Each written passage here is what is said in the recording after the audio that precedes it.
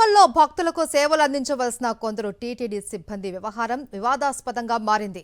ఉచితంగా అందించవలసిన లగేజీ భద్రపరిచే సేవల కోసం భక్తుల నుంచి అక్రమంగా డబ్బులు వసూలు చేస్తూ ఉన్నారనే ఆరోపణలు వినిపిస్తున్నాయి.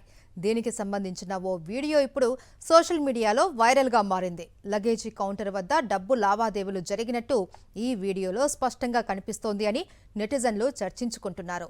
ఉచిత సేవలకు సైతం డబ్బులు వసూలు చేయడం ఏమిటి అని భక్తులు మండిపడుతున్నారు.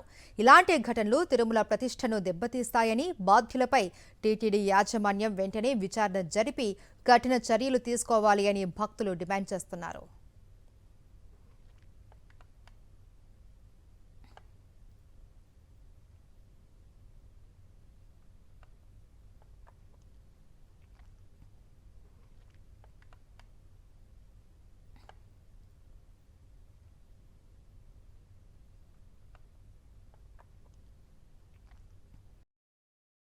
మరిన్ని అప్డేట్స్ కోసం ఛానల్ ను సబ్స్క్రైబ్ చేయండి. నోటిఫికేషన్స్ కోసం బెల్ ఐకాన్ పై క్లిక్ చేయండి.